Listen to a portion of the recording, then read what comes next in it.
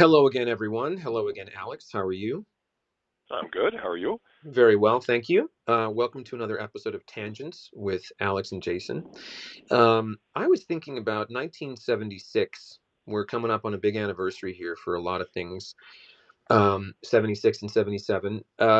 And 76 is kind of when the ball gets rolling with Star Wars. I think the paperback, the novelization comes out before the movie hits, maybe, or maybe it comes out in 76 because the movie was delayed. I forget. But Comic Con, the first appearance at Comic Con, I think, is in 76. And you've got that poster. Am I right about that? Isn't that when the first That poster shows sounds up? right. I don't know the timetable on that, but of course, this is all stuff we would have read about, not that I was there to know anything about it at the time. And, No, me either. I mean, Yeah. my knowledge is basically the comic that came out before, and not even as a comic book. I only saw the tabloid, bought the tabloid, which was only the first half of the story, Yeah. but I had read that before I went in the theater, so at least I knew that much. And so it was like a two-part tabloid. You had to get the second part to get the full movie, but ultimately that was comprising what, 4 or 5 issues I think it was or six. more? I think it was 6 issues. And if I'm right Oh, about that's this, right. and I'm Yeah, sure we'll get letters if I'm wrong, but I think it letters was. I think July on of on seven. paper, letters on paper. Is that what you're saying? I think Yeah. July of '76. Mark Hamill and Charlie Lippincott from 20th Century or Lucasfilm are down at Comic Con, and they have that poster of the first Howard Chaykin cover of issue 1. I think you could buy a poster for 50 cents or 25 cents or something. Now it's worth a ton of money, but it might have been the Oh, yeah. first promotional sort of item that came out to do with Star Wars. Um, so that is kind of the meeting the public and talking about it and showing slides and things like that. And then the movie comes out in May of 77. But so I had the digest as well. I had that oversized Star Wars thing. I think it might have been under the tree and the first and also no, I take it back. I had issue 2, I think, is the one that had the fight in the cantina where Luke and Ben are, he says, "Swing that lightsaber, Ben. Keep swinging it because we're dead," and all the I know the cover. Yeah. yeah, and it's like that. This never happened in the movie, but that my brother, we were at Breezy Point Resort, and my brother, they'd gone to the market. My brother Jack had brought me a comic, and it was that, and I already seen the movie at that Cool. point, so that's got to be May or June of '77. He brought me this comic book, but I was thinking about the comics because I was a pretty steady reader of the Marvel comic, but then also we got that Russ Manning strip in the I remember it in the Sunday paper. We never got the daily paper, but I would see it now and then. And I know that for the Star Wars fan club, when they gave you pencils in the fan club kit, it was the header of that Russ Manning art for those characters. But eventually, I kind of associate Al Williamson with Star Wars and Flash Gordon for reasons that'll be explained. But regarding Williamson, did you get to him from the Empire? Was that the first time you saw his work in the Empire adaptation, or how did you sort of the Flash Gordon stuff he was doing? How did you get to know him? I never saw the Flash Gordon comics at that point in time, so I would learn that much later. So even knowing that, well, I would see it in 1980 when the adaptation came out, but by that point, I mean, is it 1980 when you've got both of those things done by Al Williamson? So Yeah, yeah, I guess we've got that adaptation of Empire, and of course, the big thunderclap of that is that here you've got a thing that actually looks like the movie you saw, and that was not the case with the prior comic adaptations. Nobody had been that photo based before, hmm and because of look, I mean, we can say the charm of comics is interpretation by the human hand, but the truth was is that it was so dazzling what was on screen. The design of it was so well crafted that you wanted to see any translation of it pretty much capture exactly what you saw on yeah, screen. yeah, And that's what Al did. That wasn't it was more interpretive, the original version, and that was never going to be something that, say, the original artists were going to be well suited to.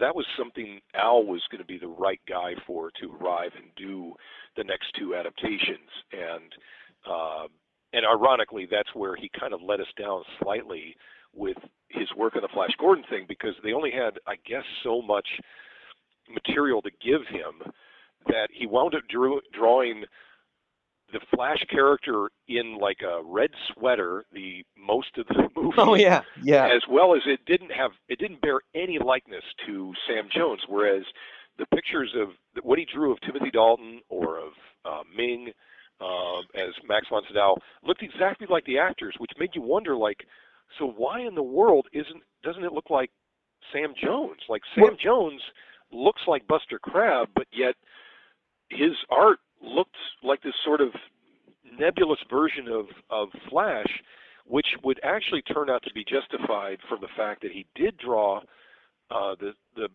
not the strip but the comic books made in the 60s, and he was following the pattern as established by Alex Raymond and the artists that carried the torch after him. He was making it look like that, which is a very distinctively different face. I always assumed that he was trying to keep it the look of Flash uniform with how he had portrayed him before. So when Yeah, that's exactly right. everybody else in the book looks just like the corresponding actor, he doesn't. I figured it was like a neutral kind of thing he was doing to line up with the work that he'd done already, sort of. Yeah, well, you would have been ahead of me on that because I couldn't put it together as to why. But of course, I was seeing then books that collected the strips, give me enough of an example of what Raymond's art style was to understand the established look of the character. But I still thought the impression that was made culturally by Buster Crabbe in that part, and then having this guy they find in the late 70s who bears this striking resemblance to Crabbe, it just seemed like, oh, that's perfect. Well, Get it that in also, there. I mean, And to think that Al Williamson didn't really give a hell of, didn't really care as much about that was sort of odd, because well, that was a big selling point to me as a fan. for me, and it's not like I'd seen a ton of comic book adaptations by the time the Empire and the Flash Gordon one hit, but for me, they were revelations because I would read the Star Wars one over and over and over, and I could never get my mind around how come that doesn't look like Harrison Ford, and why is that? What's Yeah. this scene? Why do I see this thing with him in the bucket hat, talking to Biggs, and what's the job of the Hutt? What is this doing in this book? This didn't happen in the movie, and we find out much later that they only had so many references to go with to do this thing. So the stuff that Williamson was doing to me was just uniform. Like for me it was like, oh my god, this is like having, because they put the Empire one, I think it was individual issues as well, and then they put it out in a sort of a magazine format, and then the Flash Gordon Yeah, I one don't was. know the order of release. If the issues came out just before they put out the magazine edition, or they did it the other way. The magazine edition came out first, and then they also broke it up into installments to make a Oh comic series out of. Somebody's got the history yeah, thing but on that. I thought it was possibly the other way because I definitely saw that magazine on the stands. you know what? I think you're right because legend has it, and for those of you that haven't seen The Empire Strikes Back, you might want to turn this off for a little bit. That people would say years later, oh, it was ruined for me because I read the comics adaptation before I saw the movie, or I read the paperback before I saw the movie. So I think the magazine was out before the movie hit, and people read it and had the big, you know, Yeah, the reveal revelation. ruined for them.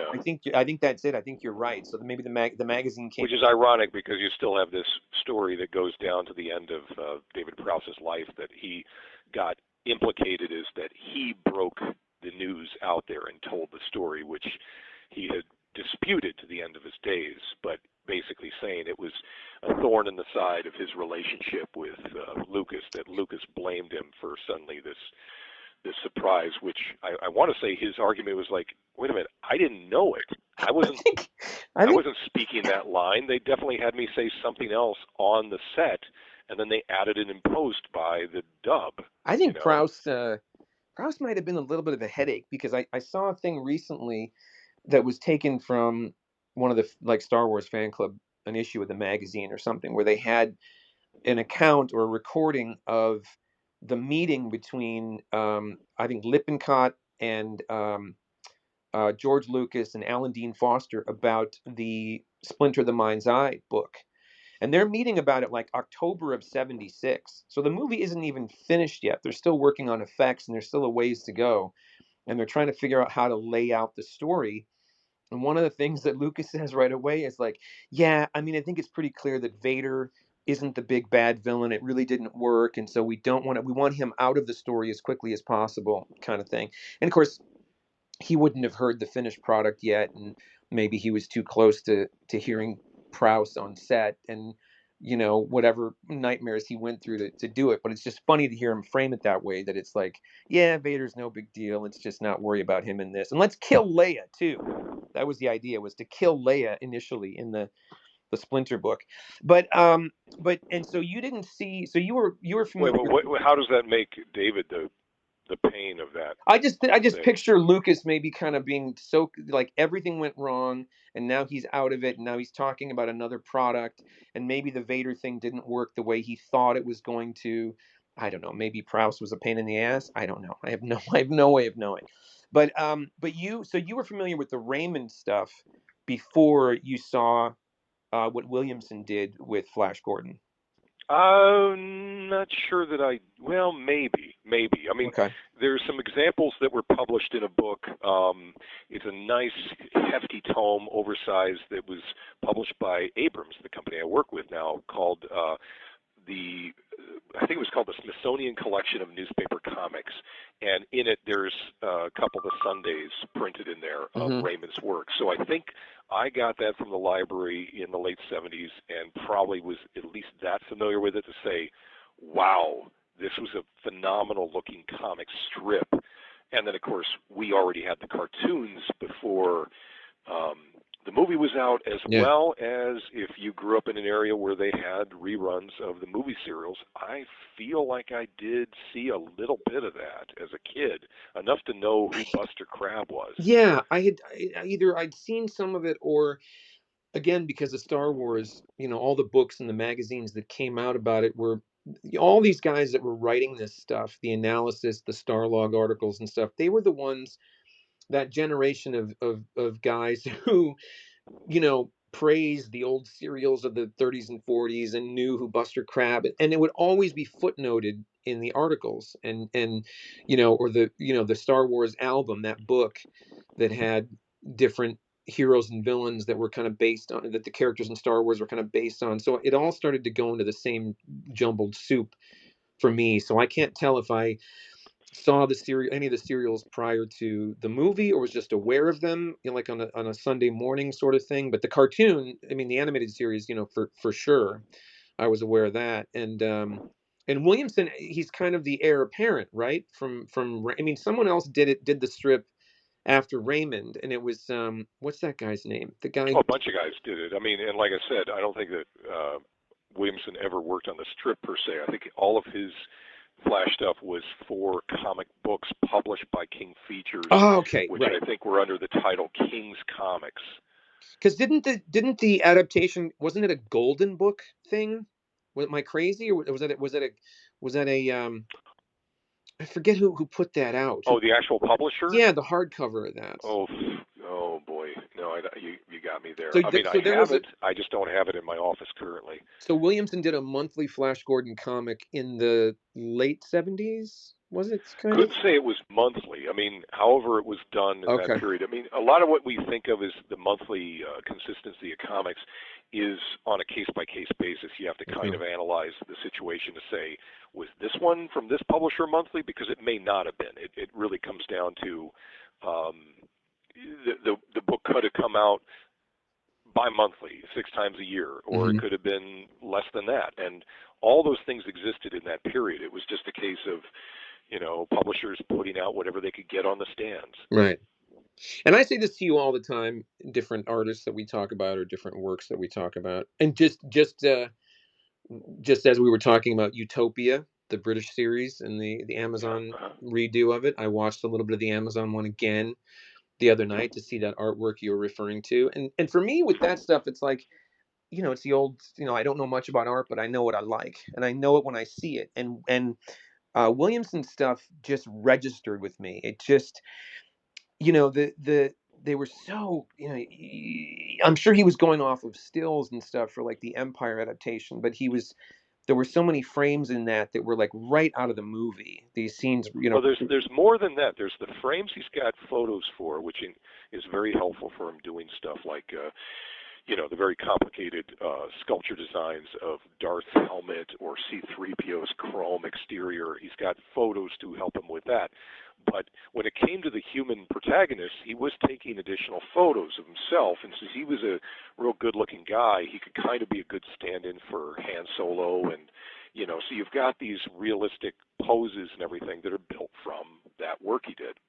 Okay, so is that kind of, I mean, that wasn't, standard for comic book artists, but a lot of artists did that. No, Is that because that's extra time, it's extra and time? Yeah. most people aren't going to take the time to do it. But Al had been doing that since the 1950s, I believe. So he's one of the preeminent artists to come out of that studio of guys, or they weren't a studio, but the people working for EC Comics in the 1950s, making those great sci-fi and horror comics that were all shut down by the big changeover when comics were vilified for that period of time. Right. They were all going after EC, but EC had some of the best illustrators working in the art form in its history, and Al was one of them, and he was the young kid in the bunch. Right. And, again, somebody like me, I'm lucky to have crossed over with him, to have gotten to know him at all. And, he was there in the room when it happened with great artists like Wally Wood and Bernard Krigstein and Frank Frazetta. These guys defined that era of EC. And, always, if anybody cares much about the history of comics, you should always look up the talent pool and what they were doing then for that stuff. Okay, so we're going to get to the meeting in one sec, but let's rewind a bit to the using yourself as to model some of this. Is that where you sort of took the inspiration from when you did it way back, and you still do it? You still use real models, but yourself as well. Was it a Williamson thing that you first noted that happening, or did you know about other artists that were doing it? I don't think so. No, I think there's been other people. It's probably more striking when I saw painters that I could see doing it, and it was more clear in my mind when a guy's doing a painted comic book and thinking like, oh, there's a model clearly for each image here, and thinking like, oh, what about, can I do that? That sort of conclusion. So when did you get to meet him? How did that happen? Well, it's one of the best kind of things that ever happened to me in the business. It's nice to be well rewarded for your big breakout thing, and of course, it wasn't my first work doing Marvels back in the early '90s. But the thing is that when the book had come out, by the end of '94, we were eligible for all the awards, because I think most of the awards are supposed to be for what transpired the year previous, but I want to say that was like a November convention I went to in Dallas, and Al was there, and I got, a couple of the first things I ever won for anything at all, but for Marvels. And to think that I got up on stage to accept an artist award when Al Williamson was there in the audience is mind-blowing. Plus, it wasn't just like he was some stranger at that point. I met him that evening. I got to hang out with him. We were at a bar later, sitting around having some food and whatnot. And he's just like, he's that kind of guy. If you get to know him, he's got to bust your balls just to, kind of keep you on your toes, but playfully so, And it was immediately like, I'm talking to Al Williamson, and he's just talking to me like a regular old guy, or he's making fun of me, or whatever thing. It's like he's humanizing the experience of getting to be with him, and you can't do any better than that. But it was such a huge honor, the idea that I'm getting this enormous honor, which was, the awards were the Harveys, named after Harvey Kurtzman. Oh, right, yeah. And I'm not sure if they're still with any convention, since I don't go to conventions. I don't know which one they wound up at, but they had been at this Dallas convention back in the early '90s, and I don't know where they've transferred to from there, but it was really nice. So, and I got to spend time with him years later, and I even worked with him a little bit on. He did some inking on one of the books that I sort of shepherded into existence. Mm. So, and other friends of mine had remained close to him into his later years. Mm-hmm. So I got to always ask for an update of, how's he doing, and he had a health decline that many people go through. So, And but he had been a just a fan huge of honor. Alex Raymond too, right? Didn't Oh, he? anybody who came to comics had to be. So yeah, Alex Raymond would have been an enormous impact on him, as well as, that's just saying, like, Alex Raymond was an impact on literally everybody who Right. came into the field. And what do you think? Everybody wanted to be Alex Raymond, or they used Alex Raymond's work, his published work, as their swipe file. So if they wanted to draw something realistically, they were swiping poses straight out of Flash Gordon. Now, why that over, say, Prince Valiant? Taking your own photos? Well, no, I'm saying why? What is it about Raymond stuff that stood out so much, and then inspired guys like Williamson? Why is that the high watermark for inspiration? Um, because the draftsmanship was so excellent, and you've got two guys sort of highlighting that period. Hal Foster on Prince Valiant, Mm-hmm. who he had exemplary draftsmanship, and then Alex Raymond on Flash Gordon. And Raymond, at some early point, his stuff is so well drawn, so well rendered, but yet he wanted to keep going more and more illustrative, tighter, and more realistic. And so effectively he started to use models that he paid professional models to pose for him. So his printed Sundays would look more and more photographic. Mm. And that's a unique thing, Mm. to have that impression that they make. And so as he's shooting models, which, look, who's going to do that for the gig of drawing comics? You better be making serious money. Right. And, of course, he was doing this before comic books really existed. So comic books have a quicker turnaround and a harder turnaround, because it's like, however many pages a month for the given stories that collect in a comic book. And who's got the time or the money? Nobody's got any money, not Right. at that point in the 1930s. Right. So they're looking at a guy who's got it sweet, and they're saying, like, well, I want a pose that's as good as that thing he just did there. So they keep, people are keeping a photo file of every darn comic that this guy's done, so that they can reference it later. If you look at the first appearances of characters like Hawkman Mm-hmm. from, what would become DC Comics, it's clearly got references to stuff out of Flash Gordon, and it's following in that like, let alone the fact that the very design of Hawkman itself is like after the Hawkmen of Mongo. And plenty of cover images or swipes, like the first two covers featuring Green Lantern are both swipes of Flash Gordon figures. Mm. The very first image of Batman on a cover from Detective 27 is a Flash Gordon swipe. Is that a Flash Gordon swipe? I didn't know that. It is. It's totally, yeah. I didn't know that. And actually, weirdly enough, and I didn't push this to try and find out, the co-creator designer of Robin, Jerry Robinson, who worked with Bill Finger under Bob Kane back in 1940. He was still alive in the last 20 years, and I wanted to, but didn't press it with my friend who knew him, to say, show him this panel from Flash Gordon, where you could see from, like, I think it was 1936 or 7, there's a story with Dale going off with being in Arborea with Prince Baron, and the clothing they're all wearing, but particularly her, because she's got a red vest. She's got the green sleeves, green pants, a green cape, and you would swear that's Robin's outfit. Like, holy Christ, what is going on here? Like, did he look at that? Yeah. Because everybody was looking at Raymond anyway, so it's like, is Robin a Flash Gordon reference? And I could have found that out, possibly, if the guy acknowledged it, that is.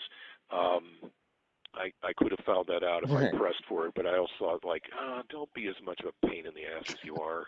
Leave the guy alone. Leave that for Jason. Let me deal with all that. pain in the ass stuff. What do you think? And just because I saw it doesn't make it true. Doesn't mean, Right, I mean, you could look up the image and find exactly what I'm referencing, right, and then you could go, "Oh, that must be true." It doesn't mean it's true, right. You're not you know. casting aspersions here on this. What do you think? What is it about Williamson stuff?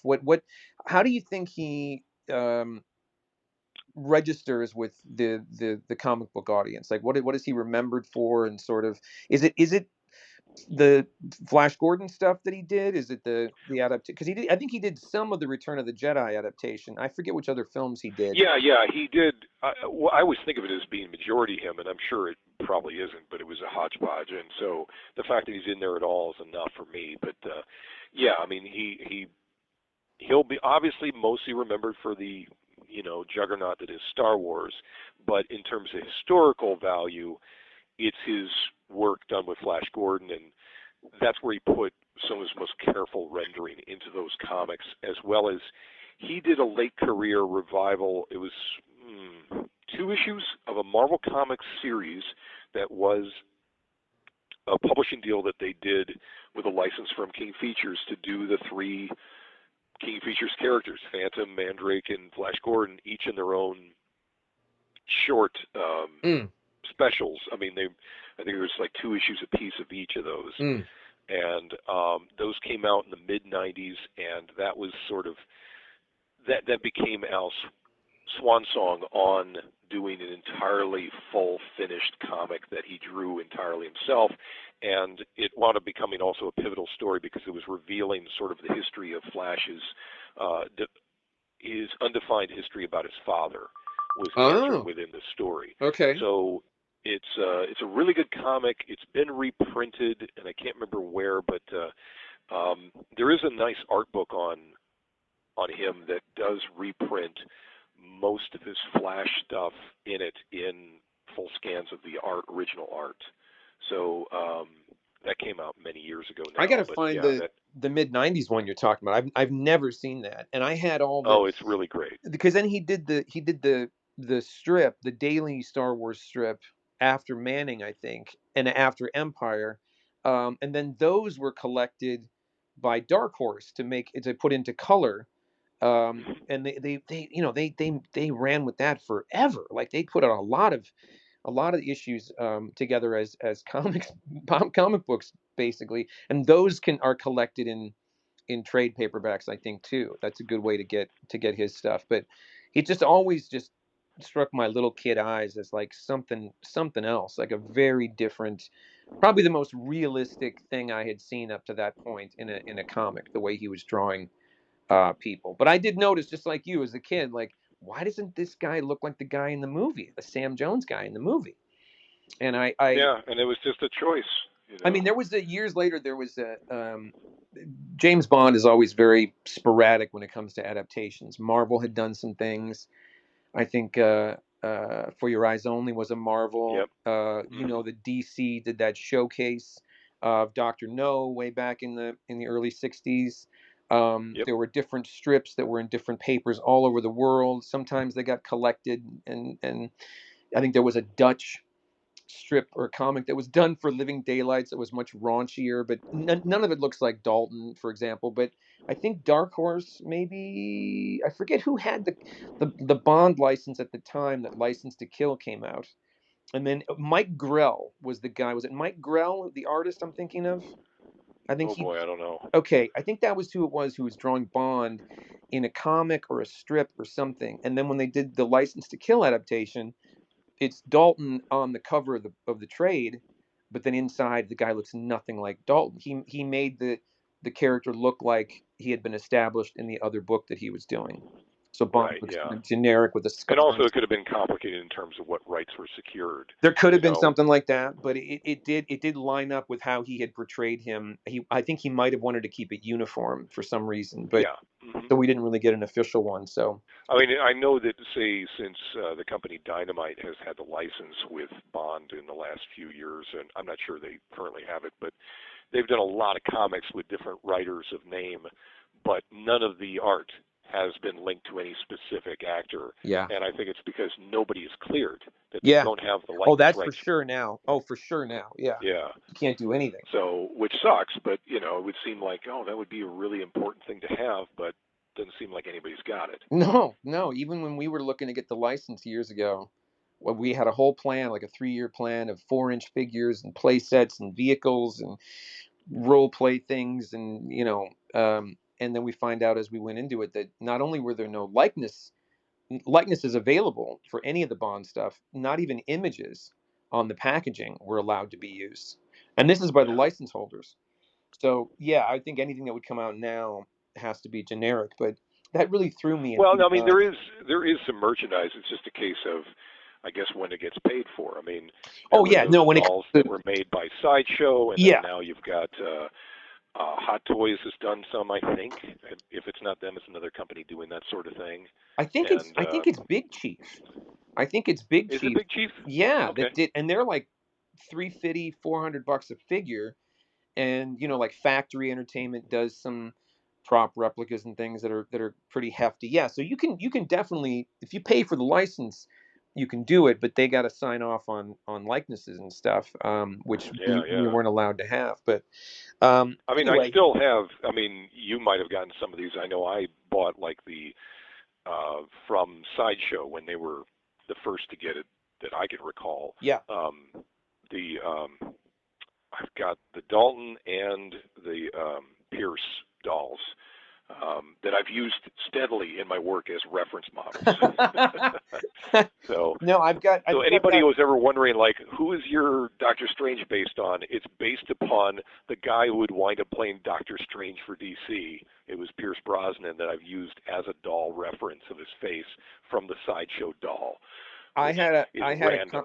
I think I had a Connery Sideshow, which I don't know where it is, but I've got it somewhere. And I've got the Dalton because they did Dalton from License to Kill, and it comes with the cool camera phone that you can. It comes in a little gift box, just like it did in the movie. Then you can put the pieces together to make that signature gun that he had. Um, and then I've got a Connery that was from Japan. Do you remember the two that came out in the late '90s? Was a Brosnan for Tomorrow Never Dies, and then Connery for Doctor No. But this is way before Sideshow. And I think Hmm. I can't think of the name of the company, but the bodies were really light. So in other words, you could, with these flat feet, you could kind of pose them on a shelf in really cool poses because they weren't going to fall over. And Connery came with the attaché and a little Walther with a silencer, and he's got his eyebrow kind of raised. So he almost looks just a little bit like Lupin, like a little bit like a little bit of Japanese anime in his face, just a smidge with the eyebrow. And it was the only thing that had come out since the '60s. So I've got him somewhere too on a shelf, hanging out with Dalton probably. But Yeah, I never bought. I mean, I forgot. I also got the what's his name Moore. I got the figure they made of him from To Live and Let Die, and I've used that as a reference actually when I've when I was looking for different faces that had subtle sort of variations of a typical male lead, and I wanted to have this likeness for Ray Palmer, who is the alter ego, the Atom. I was drawing from that doll of Roger Moore. Just so I had like I was taking no photos with models at that point. I was working on a regular comic series that came out bi-monthly. That was the thing called Justice, and so I've got all the cast faces I've already established with different Justice League characters. But somebody like Ray Palmer, I'd never had bothered to establish before, so I wound up figuring like, well, okay, here's a random face. I'm going to just take this handsome guy's face that'll look enough like the general art style of the comics, which was a no, Gil Kane comic, totally makes and or Gil sense. Kane design.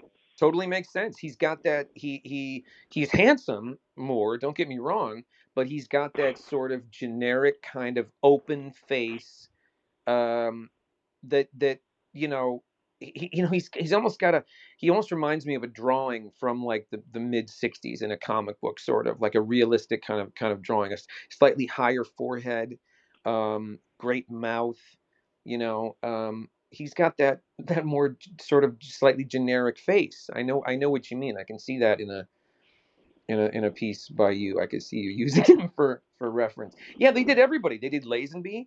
They did Moore, they did Connery, they did Oh, I forgot Dalton, they did Brosnan. Lazenby. Wow, Yeah, yeah, in crazy. the blue outfit in the climax of Majesties. They did such great work. And I've somewhere else because there was a Q that they made that was an Oh exclusive, I wow. think, and he came with the attaché from Russia with Love. Like it had the rifle in there and the coins and the talcum powder and whatever, and you could put the rifle together. I've got that. They did really nice work. They did really great work. Okay, well, I was thinking about Williamson and those adaptations, and I knew that you had a story about meeting him and being I mean, inspired. one of the things that I don't know if it means anything to anybody else. Just I was asked by the guy, Graffiti Designs, Bob Chapman, my friend who owns that company. He used to have this Sunday night party after every San Diego, and I only went to a few of those for the San Diegos I went to back in the 1990s. But from then, my last one in the 90s was I think 97, and I was there promoting Uncle Sam. That sounds right. Yeah. But ultimately, I was at the party, and I forget if I was requested to come over and visit with Al and his family because he had his wife and his young son with him, Mm, and I think somebody said, maybe him, said like, oh, his son's a fan of yours, and so I was requested to, kind of spend some FaceTime with them, mm, talking to the kid and everything. And I did, and it was lovely. And it was the kind of thing of like, that's one of my proudest kind of things that I was spending time with the whole family. And sure. just, the idea that I was desired. I wasn't just like a guy who came along. It's like, God, would this guy get the heck out of here? Like, what does he want? Why wouldn't he leave my family alone? But I was, I mean, Al seemed particularly appreciative that Yeah, and I spent the kind of time that I did. for little Alex Ross way back when to suddenly have that moment and to bridge the chasm of time, if you will. That's pretty trippy. It's very cool. Yeah, and I mean the thing is, I think Al was that kind of guy for so many people by going to those shows, spending Yeah, time with the next generation up.